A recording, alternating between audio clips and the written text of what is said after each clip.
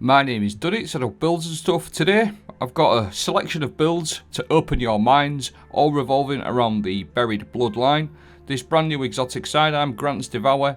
I'm going to give you some ideas, like things like the swarmers, for example. Just extending the devour with swarmers. We all know how broken swarmers are and how good these are. But when you pair it with a buried bloodline, you're going to get so much grenade energy back via the devour, weakening as well from the catalyst, and loads of grenade regen back. We're also going to be taking a look at some other things like Getaway artists, where we can shoot our grenade to get an arc soul, which again extends devour and applies weakening, and you're going to get loads of grenade energy back. We've also got a couple of other options to show you as well.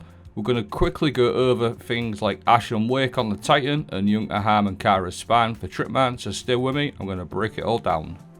So the whole sort of video is going to be based around the buried bloodline. It's an exotic sidearm, 100 rounds per minute, brand new archetype. You get this from the Warlord's Ruin dungeon, defeating the last boss. It's got the perk on their Hungering Quarrel, double fires tracking bolts, landed bolts, leeches health from the target. It also has this exotic trait on their Violent Reanimation. Multiple final blows with this weapon grant Devour to the wielder. Now Devour is usually found on a Void subclass. It gives you loads of grenade energy every time you get a kill. It also extends Devour, and Devour also heals you on kill. And you can just extend that multiple ways, not just a sidearm. It also has the Catalyst perk on there while Devour is active. This weapon also weakens on hit. It's a 15% debuff, which again is usually found on a Void subclass. But when you pair this with something like the Swarmers on a Strand Warlock, destroying a tangle spawns a Threadling. Your Threadlings unravel targets that they damage. Now this little combo feels super strong. Swarmers are already broken. You'll see there I've got the Devour going, and your Threadlings that you throw are just going to extend that Devour. You'll see I consistently have that Devour up, and all the time that Devour is up, I am applying weakening to targets, extending my Devour, getting my health back, and I'm also getting loads and loads of grenade energy back. And you'll see here the unraveling rounds from the Swarmers. The Threadlings are just consistently, literally all of the time, extending my Devour. So you can see how good this is in endgame activities. In my opinion, things like Swarmers, it just buffs the Swarmer builds out to a maximum level. It's just an absolutely awesome exotic. And you can see here I'm applying all that weakening as well, which the weakening is obviously great for you, great for your teammates, great for your exotic Swarmers, because that's going to obviously give you an extra 15% on all of your Threadlings, unraveling rounds, etc. And you'll see here, I've not sort of like cut any clips here. I've just consistently kept my Devour going all of the time. So with Swarmers, it's absolutely crazy. Like I said, I'm just going to do some short little 1 minute, 2 minute segments on some exotic ideas. I will leave all the dim links for everything you've seen in this video in the video description. But just to close off, look, just to finish this little section off, Devour going all of the time, Threadlings unraveling rounds everywhere, extending that Devour and the weakening. Whilst we're on a Warlock, we may as well take advantage of the Getaway artists. These convert your arc grenade into an arc soul and makes you become amplified. Your arc soul functions as a turret, so you can convert your arc grenade, turn it into an arc soul turret. You've got your Devour going from your buried bloodline. You've got weakening going. You've got health regen, grenade energy back. There's so many benefits to this. You've got literally infinite arc souls, infinite grenades, infinite health regen, infinite weakening, and you don't really have to do much. Even if you just get a little tap and your arc soul finishes it off, that is still going to extend your Devour. As I mentioned earlier on, you've got loads of ways to extend that Devour. You can even switch to a heavy weapon, extend your Devour that way as well. So you'll just see in this little clip here, these arc souls just consistently extending this Devour, which feels absolutely awesome. I did sort this on my own. I've always been interested to see how we could run 3 buried bloodlines with 3 builds, but you'll see here, look at that, extending that Devour, absolutely crazy. And again, you can also use other ways to extend that Devour, popping your super heavies, primary ammo weapons, etc. And again, absolutely crazy, loads and loads of grenade energy back, weakening, ionic traces, left, right and centre.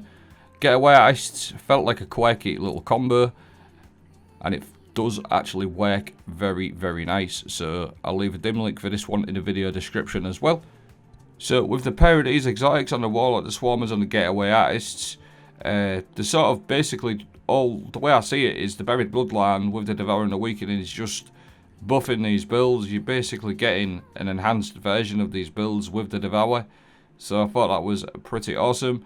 The other one I want to take a look at is we're going to switch to our Titan. We're going to go have a look at Ashen Wakes. Fusion grenades gain increased throw speed, explode on impact, and they now stun unstoppable champions. Final blows with fusion grenades also grant energy. Now granting energy for final blows, again, that's how easy it is to get this devour going with your buried bloodline. You're going to get grenade energy from the actual Ashen Wakes on kill, and you're also going to get grenade energy from the devour, plus your health regen. I'm going to probably keep saying that, but if you go to a solo subclass, you can even pair Ember of Resolve, where solo final blows will cure you.